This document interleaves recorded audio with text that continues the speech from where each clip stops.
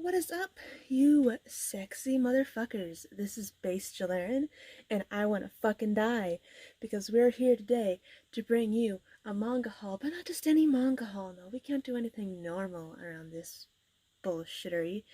We are gonna do a 3-month manga haul, where I show you the fucking crazy-ass catch-up job I had to do, because I went to Japan and I couldn't pre-order anything lest I risk having no money in Japan because I wanted manga so bad. So I had to put all my August and September pre-orders on hold. Meanwhile, September and October happened while I was trying to catch up. So I don't have everything that I wanted, but I have a good fucking amount of it. Surprisingly, I was able to muscle through, which is a whole other thing that is going to make the video way too fucking long, so I'm not even going to go into it. But we're here to show off a ridiculous amount of things, and that is over 100 things. And I don't mean like, oh, I got like 100 volumes, but it's all omnibuses, so not really. Or, oh, I got 100 volumes, but they're all digital. No, 100 physical fucking things, because I'm a psychopath. So let's just get going. I'm in my chair. I'm here to spin, have a good time, maybe break down in front of the camera. Who knows? Maybe the reality that I spent all this money is going to come crashing down on me, but let's just wait for that to happen and see. Who knows? Stick around, you'll find out. So, let's start off with something that isn't manga or a book at all, but I really wanted to show off because it's fucking cool, and I'm gonna have to go through it really fucking fast. I'm gonna have to go through all this shit fucking fast because there's a lot of shit. So, let's start with this. Now, what is this exactly? This is a Magic the Gathering product, and its official name is Ponies the Galloping. Now, I don't know how well you can see all of these beautiful cards, but those are My Little Pony characters on a Magic the Gathering card format. This was an event that they held for charity, and I mean, as a good person, as a good Samaritan, I was like, oh hell yeah, I'll donate to charity. But also, I fucking love My Little Pony, and nothing you can say or do is gonna make me change my mind about that fact. It's a cool show. Fuck you. I don't care.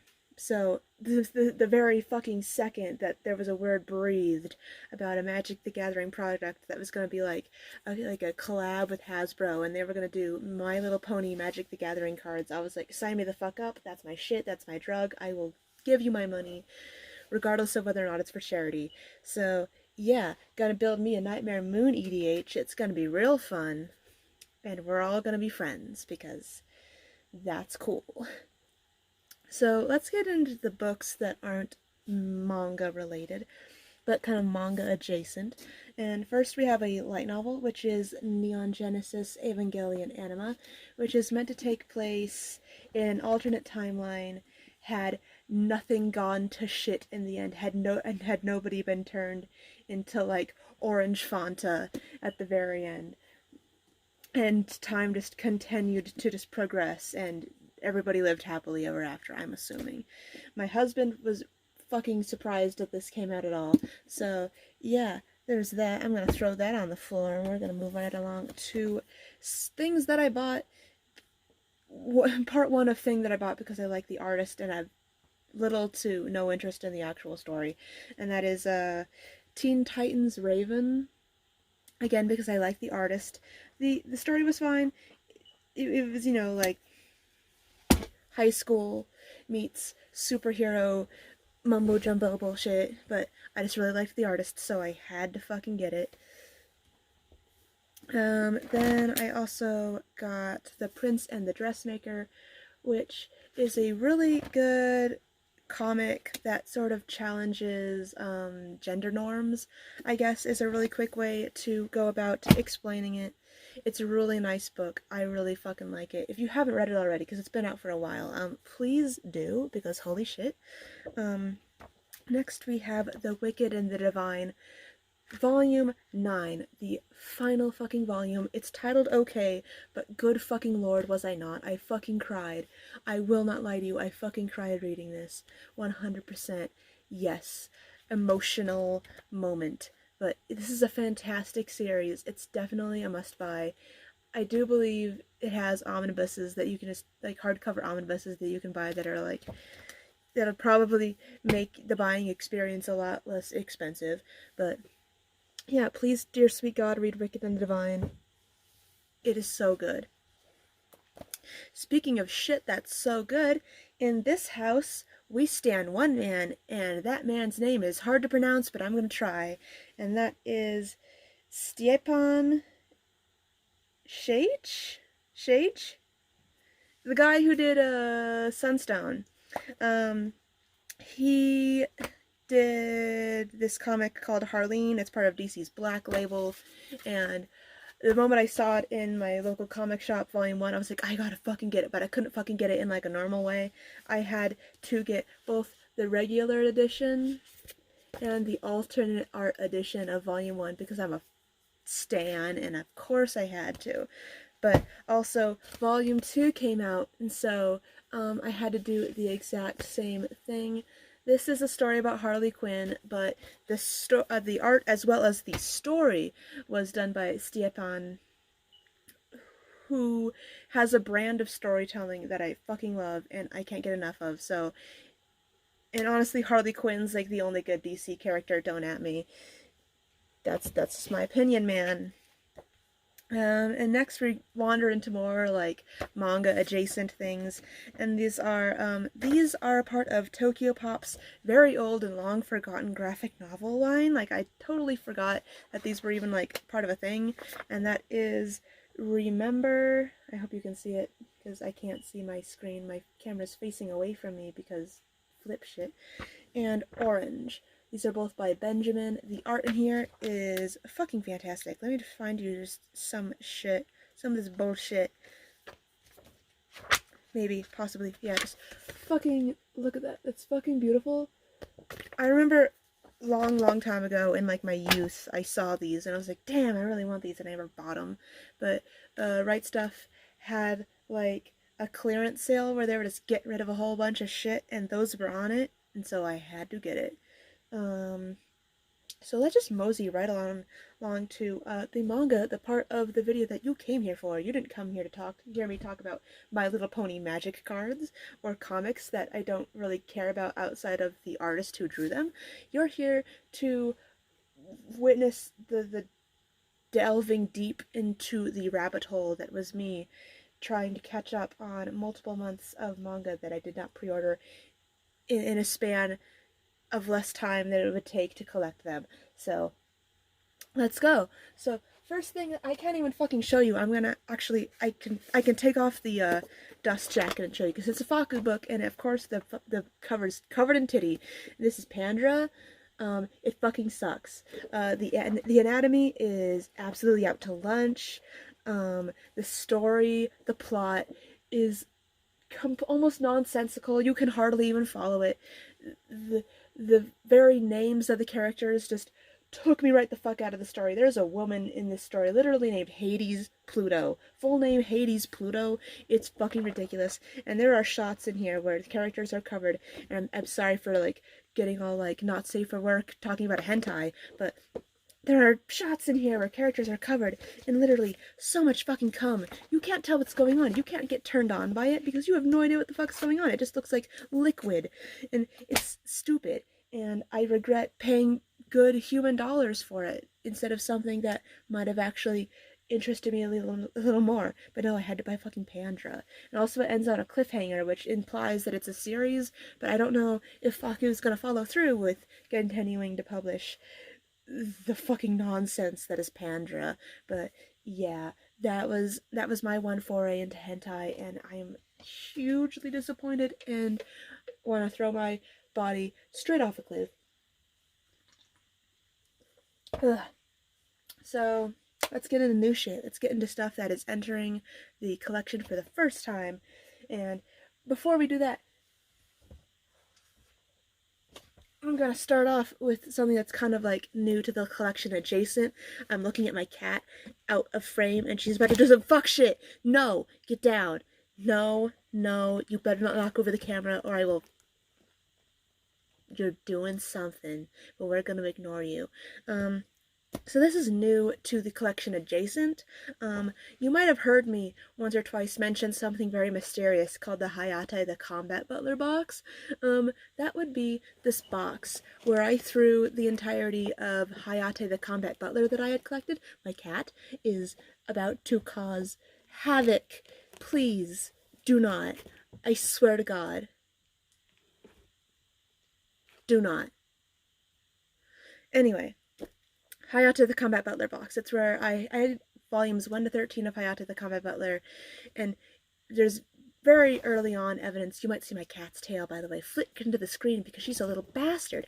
You might have seen flashes of it in the most earliest of videos that I have on my channel, but I very quickly removed it from my collection because, one, I was like more than 10 volumes behind on it, and it was just stressing me out having it in the collection. So I was like, I don't want to give this away because there's a point where I probably do want to continue collecting it, but right now I don't have the means and I don't have the drive to collect it, so I put it in a box and I like unofficially removed it from the collection. It never added to the numbers of how many manga I had in my collection. It was effectively put on indefinite hiatus, but recently I finally took it out of said Hayate the Combat Butler box and have since reintroduced it to the collection. Why? I don't fucking know. I'm fucking insane, and I love regretting things later down the line. But let's start off with the volumes that I had before. The volumes that I had in my collection previously. That's volume 1, volume 2,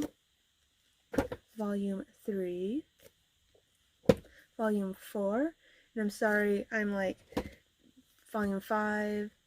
We're doing this really fucking quick, but volume 6, we got a lot to go through, and my cat, please God, go away. Volume 7, volume 8, volume 9, volume 10, volume 11, volume 12, and finally volume 13. Now this is all that I'd collected previously. If you're interested to know what Hayate the Combat Butler is about, it's like a combination of like a rom-com sort of harem sort of genre, but also the humor in it is absolutely stupid and nonsensical, and I can't get enough of it. I love stupid humor that makes no fucking sense, and your mileage is a very, very large your mileage may vary series, like, absolutely, but I think the stars eternally that Viz didn't just give up on the series because they release this series very slowly, and I don't think they care much about it, and I don't think it sells very well, but fuck it. So I actually bought some new volumes to just sort of kickstart entering this back into my collection. I'm not going to be collecting it very quickly. These volumes, obviously, Viz stuff doesn't go out of print very fast, so I'm in no hurry to, like, I gotta get all this shit. Like, the only volume of Hayate the Combat Butler that's gone, like, completely out of print is volume 4, but it's still very easy to obtain, so it's like, it's not high priority. It's not, like, in danger.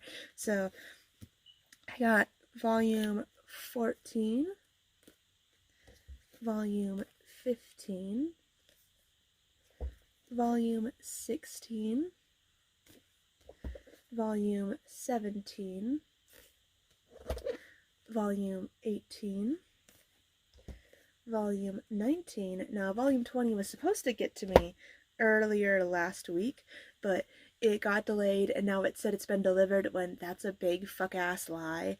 But I just accepted that I'm going to have to just rebuy volume 20, because I have no faith in this volume getting to me, considering the bullshittery that's been going on.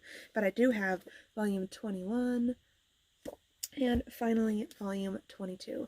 That's probably going to be where the collection stays for at least the rest of the year of Hayate the Combat Butler, but next year I'm probably going to jump into collecting a volume here or there whenever I can, but until then, that's where it's gonna be. I dropped some shit with my foot. Speaking of the clearance sale that I mentioned a little bit ago, I also got almost the entirety of entire series. They did not have volume 1 for sale at all, so I had to locate it on Amazon. But for the most part, they had this entire fucking series, which is great because I really want to read more of this artist's work, and it's nice little chunk of, and this is Happy Mania. This is the volume that I had to find on Amazon because volume 1 was just non-existent on Right Stuff. But yeah, this is by Moyoko Ano, who did, was it In the Clothes Called Fat? I remember she did one of the Josei manga that I read earlier this year that I really fucking liked. I think it's In Clothes Called Fat. I think that's volume 3. And I've wanted to read more of her stuff. And I was interested in Happy Mania. Some of these are still wrapped because they're naughty and they have titty. And I could have honestly gone for either the shorter series or another one volume of hers. But instead I was like, let's just hunt down Happy Mania, which is kind of hard to find all at once unless you go on to fucking Right Stuff and find each volume for $3 a pop. So that's what I did, bitch. So I got volumes 1 through 11 of Happy Mania, which I do believe is the entire series. And once again, I gotta apologize if the entire volume isn't showing up in frame. My setup is different now, and if I do selfie view of my face with my phone, it flips the entire thing, and it's stupid, and I'm using mirrors and shit now. So yeah, there's that. And now we're just gonna go into the volume ones. That isn't just a whole chunk of a series that I just threw into the collection because I love not having space. First we have, I know I just said I don't have a chunk of a collection, but this is a complete series, but it's only complete in 2 volumes, and that is Breath of Flowers. This is I believe it's French, some kind of European, but it's not a Japanese manga, for sure. And you can tell immediately, just by the way the story is told, that it's not Japanese. But it's a yuri, and it's very cute. Some have called it kind of trite and kind of convoluted because conflicts show up and then they are immediately resolved. There's not a lot of, they don't linger on one conflict between these girls for too long. It's very quickly solved. There's not a lot of tension, but it's very cute, and the in-between art and stuff for chapter headings is, some of them are very breathtaking. Some of them are fucking beautiful. Some of them are just really fucking nice. It's a cute little 2-volume Yuri series put out by Tokyo Pop. If you don't mind something being very painfully not Japanese, but trying to be manga adjacent, I'd go ahead and read Breath of Flowers. I mean, the Yuri connoisseur, have to read everything where girls kiss, regardless of whether or not my enjoyment is obtained at all. But yeah, there's that. Next there's a couple volumes in here that I bought for my husband because he liked the premise, and I never would have gotten them otherwise.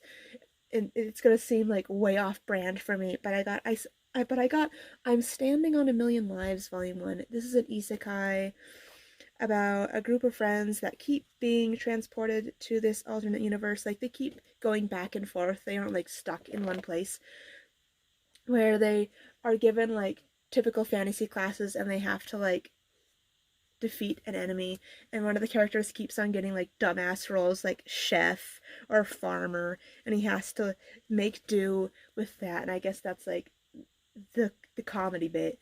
But my husband thought it was interesting. Honestly, at this point, I feel like it should be up to him to collect the volumes that he initially gets interested in, because I'm not really interested in I'm Standing on a Million Lives, to be completely honest. Maybe one day I'll read it out of a blind fascination, but I'm in no hurry. I'm really in no hurry. I'm not.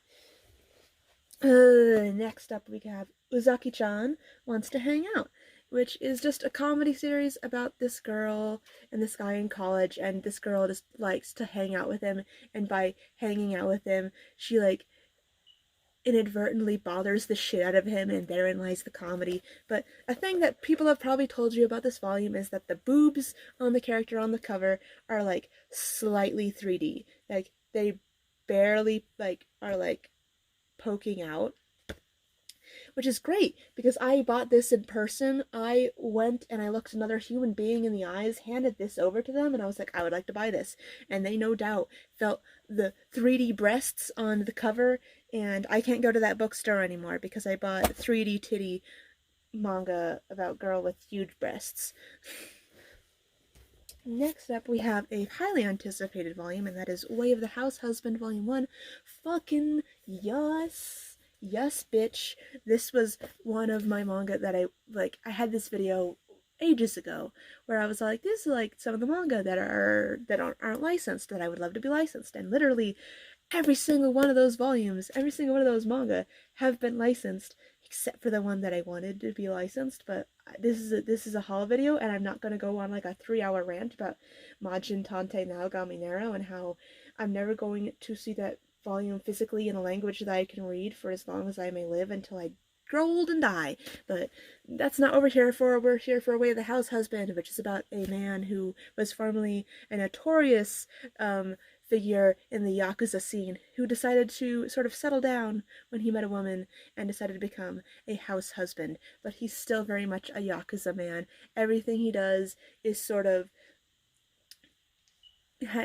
painted with a Yakuza brush.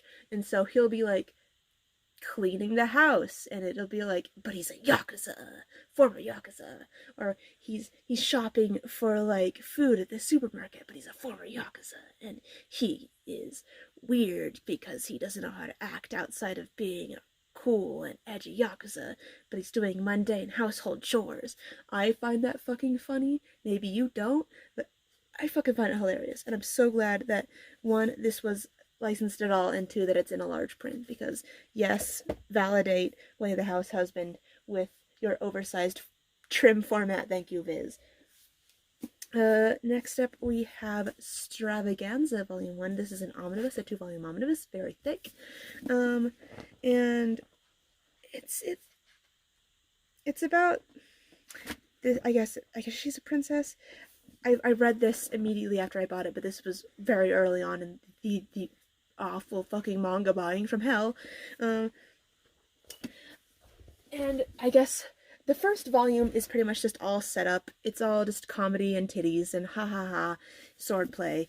But the second volume more sets up the plot, where these like creatures that are sort of introduced in the beginning of volume 1 but are quickly promptly forgotten about invade her kingdom, and they're all forced out or killed, and they have to request help from surrounding kingdoms in order to save their kingdom or to claim another place to form a kingdom. But I really like it. It's nice. It's very action girl. But I particularly like it because it's like kick-ass girl and also titties and butts. And it's all like, thank you for my brand. My brand is garbage, by the way, but thank you for giving me my brand. Thanks. We can now thank Udon for shit because they announced like a release date for Rose of Versailles, so they've been cleared of all their misdoings, and we love them now. We stan.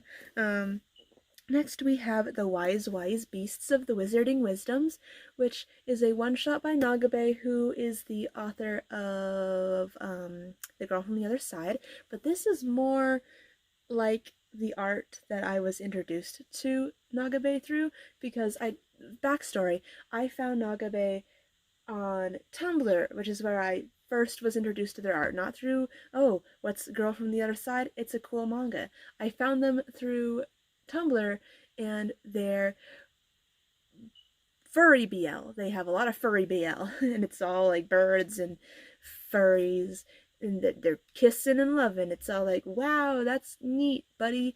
But this is that. This is about a bunch of beast men, various furry people, rabbits, cats, wolves, dragons, birds, unicorns, etc. And they have attained sentience, and they also are magical, so they all go to a school that is not called Hogwarts, but might as well be.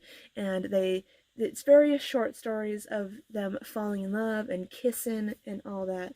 If you like your BL kind of weird, and if you're like a secret furry, rise up my fur people, this, yes, get, indeed, yes, very tasty. Next up, we have another series that's completed in 2 volumes, and that is Ryuko, which is a part of Titan Comics' Hard Case Crime series, which consists mostly of graphic novels, not manga, but here's the manga. I haven't gotten into it yet, but the art is very, very dark. The lines are very messy and thick. It's very, very gritty, is what I would call it. But it looks very beautiful nonetheless, and I'm very excited to get into it in its entirety. It came out really fucking fast. Next up we have, this is a volume 1, but it's probably the only volume you're ever gonna get. I heard that the manga got discontinued. I heard that the manga author got sick or died. I don't know which, but I've heard literally everything under the sun that pertains to the fact that this manga is no more. But we have volume 1. I don't know why Viz was all like, let's publish this manga that's been clearly discontinued. Let's just fucking do it.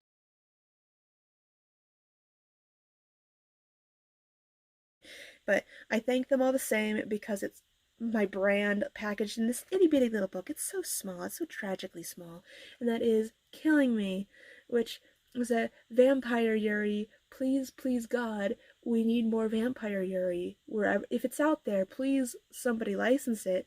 I want my fix so much. This is super fucking cute, by the way. You can just tell by the art. It's so just adorable and sweet. And it's a shame that this is all we're ever gonna fucking get. But I will sustain myself on this. Volume 1 is pretty much self-contained. It doesn't end on a cliffhanger. It it ends with a love confession and a kiss. So I guess it's pretty nice. It wraps itself up pretty nicely for being a series that was discontinued and is never gonna continue. But for what it is, it's fine. It just makes me sad we're not gonna get any more because fucking Vampire Yuri. Like, please. Why don't we have any more Vampire Yuri? Fuck. Next we have the manga adaptation of Bakemonogatari. Now this is a light novel series that I collect, the Monogatari series, and from what I can tell, it's just going to just cover what's covered in the light novel, and it's by the manga author who did Tenjo Tenge, that one manga that is escaping me, but it's published by Kodansha, and I forget what the fuck it's called, but it's by Oh Great. The manga author is Oh Great, and I guess if you aren't a really big light novel reader, but you want to get into the Monogatari series and you have no time for anime, I guess we have the manga now. So yeah, get into that shit. Oh Great's art's pretty good. I like it. Let's throw in a little controversy. Let's throw in a little like unexpected twist, even though it's not an unexpected twist. If you saw the beginning of the video, this won't shock you. This is My Little Pony the manga, A Day in the Life of Equestria Volume 1. Because I'm not a coward and I'm not afraid to like My Little Pony. Fuck you. It's cute, it's nice, I like it. My Little Pony definitely lends itself to a more anime style.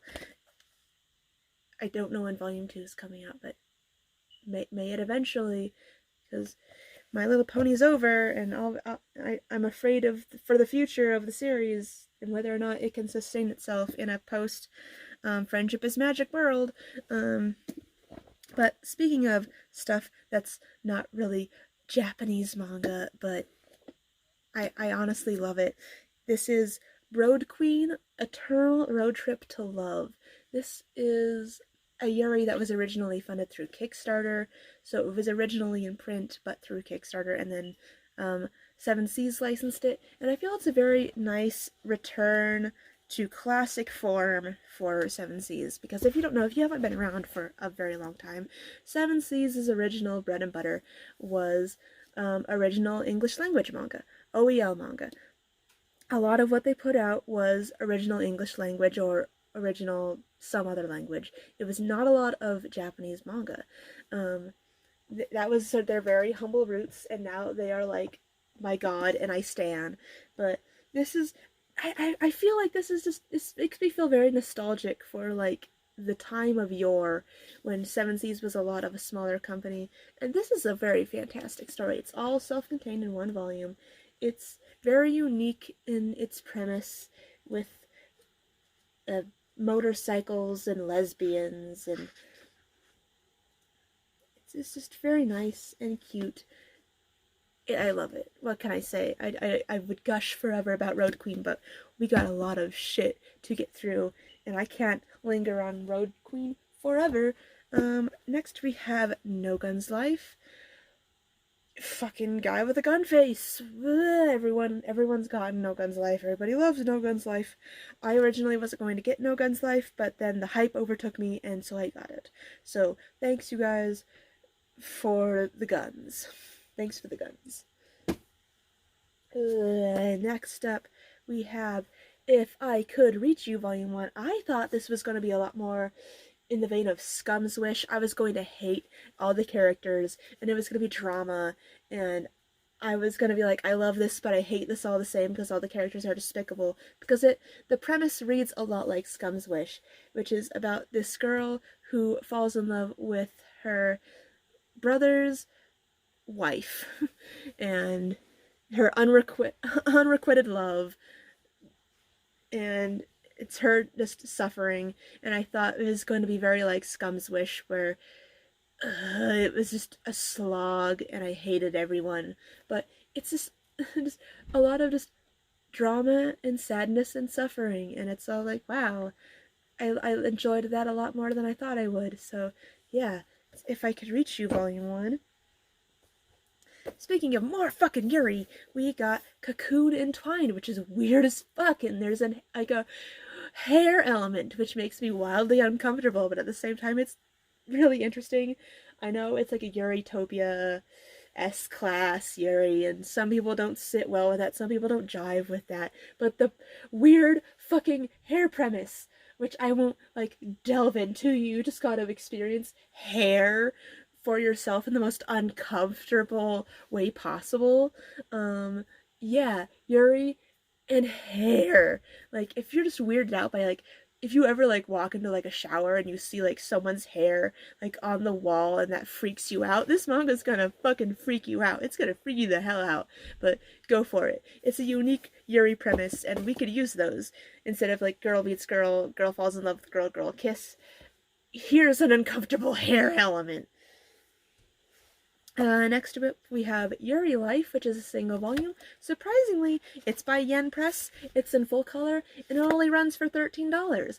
Meanwhile, something like Kiniro Mosaic, which is not in full color and is about the same size and length, runs for $17 a pop, which is why I dropped it.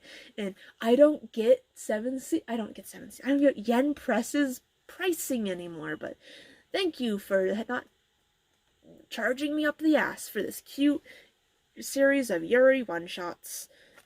Each of them contain like a couple where it's all like, we have like a job hopper and a general office worker, and we have a college student and a pet shop employee. We have and a real estate site PR officer. Got an apparel store clerk and a fashion designer. I'm pretty sure one of these. Yeah, we have a beautician and a trading company employee, and the beautician is a yandere. This is just a bunch of random stuff, and I love it, and it's cute, and it's in full color, and it's only $13, which you'd think something in full color would run a lot higher, especially from Yen Press, but ugh, what do I know? Apparently I don't know anything.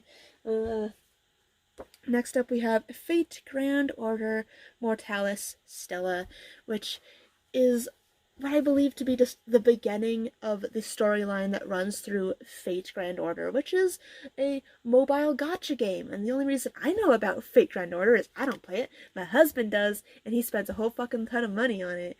And I saw this in the bookstore, and I was all like, damn, I should get this for him, because this is the series that is draining him slowly of his livelihood.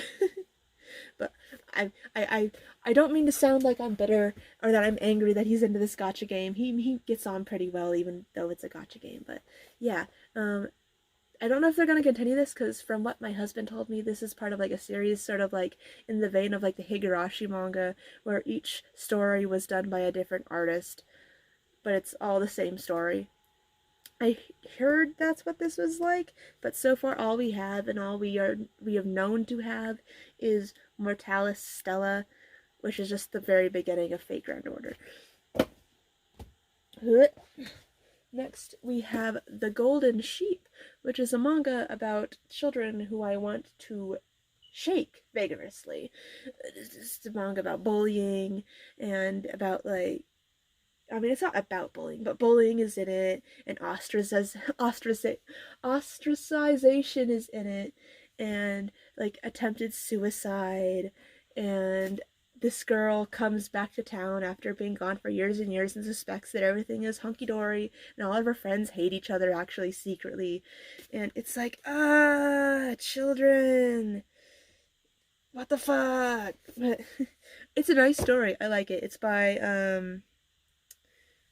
what's her name? Kaori Ozaki? Kaori Ozaki. She did The God's Lie, which is a pretty decent one shot if you haven't read it already. It's been going around for a while. It's kind of made the rounds. Everybody's talked about it.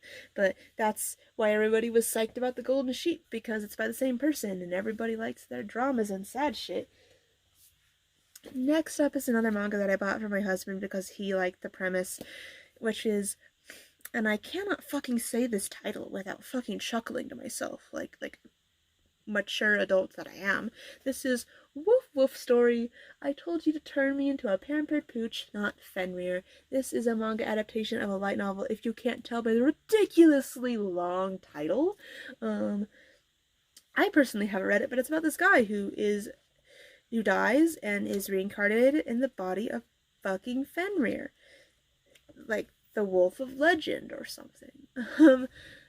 I guess my husband really likes the theme of man dies, is reincarnated as an animal, or something that is not human. Like, I do believe there's one where a man is reincarnated in the body of like a polar bear, which I told him about, and he's like, "Oh, that's really interesting." And I'm like, "I shouldn't have told you about that because you're gonna want that too."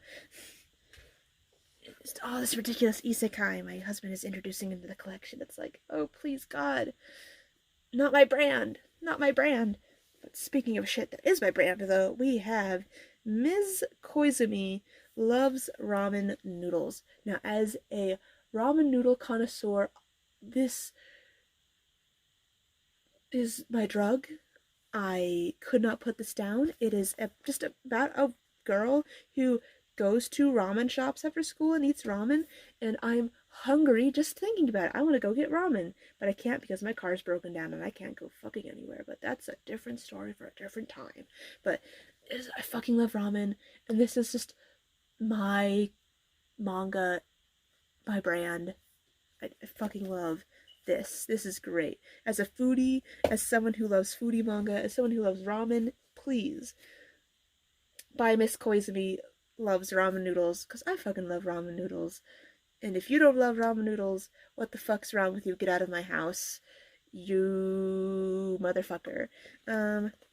And next up we have, this surprised me. I only got this, it's a good manga, which is thank God, but I got this because it was published by a publishing company that didn't expect to publish manga at all. This is published by J Novel Club, which only recently started publishing physical manga. Like, I'm pretty sure they did J.K. Haru is a Sex Worker, and they've recently started publishing like, if it's for my daughter, I'd even defeat a demon lord, in another world with my cell phone. I'm pretty sure they're going to be the people who are going to release the physical copies of Full Metal Panic, if that ever gets, I think it's getting a physical release, don't know when, but they are releasing manga, which is something that fucking shocked me and caught me by surprise.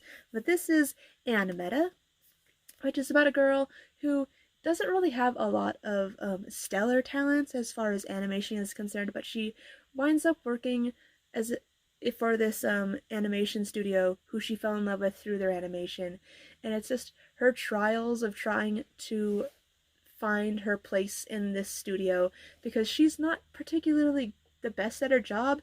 This entire manga, for as good as it is frustrating because it's just about this girl sucking at her job and everybody being like upset with her because she sucks so hard at her job. And it's all like, can't this girl like catch a break? Can't she be good at like anything? Like, can't we, as people who are reading this and are supposed to like relate to the protagonist, I feel like I wanted to be built up just a little bit. But no, it's just about this girl who is not cut out for her job and somehow managed to work at this animation studio. But I'm pretty sure, like, eventually as the manga goes on, she's gonna get, like, better and she's going to succeed in her goals and whatnot.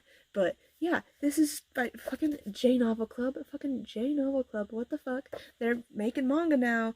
It's news to me, but if it's news to you, look into it because this is a pretty neat manga. Neat as fuck. Neat, neat, neat. Speaking of neatness, we have Levius, which is a big ass fucking hardcover put out by Viz about fucking, I don't know. I haven't gotten really into it. People have compared it to Battle Angel Alita a little bit because there's like cyborgs, but I really wanted it because it looked fucking cool. They're gonna be putting out the sequel, I think, later this month and on November, and I'm definitely going to get it, but I have to read this first. Out of like all like the hardcovers that Viz has been cranking out recently, I really, really wanted this one, and I'm so happy I got it. This was definitely when I couldn't pre-order anything when I went to Japan. This was the thing that hurt the most because I really wanted it. I knew it would, because it was so fucking expensive, it would be so hard to fit in to like the mad dash of trying to catch up with everything. But I got it. Fuck yeah. And speaking of hardcovers and shit that I am hyped for, we have The Drifting Classroom hardcover omnibus volume 1. Fuck everybody who collects out of print manga purely for clout, just for bragging rights. Now I can read this without having to spend a ridiculous amount of money, or never at all. Now I can enjoy this for a decent price. Fuck you. I am all up in your business because Viz is reprinting a bunch of their out of print series. Fuck you and your elitism. I got mine. So I'm gonna split this video up into 2 parts because I just realized how fucking long that took just to go through the new volumes and the things that are manga, and I have a lot more of continued shit, so we're gonna do a part 2. Thank you all for watching. You all are sexy motherfuckers, and I love you all.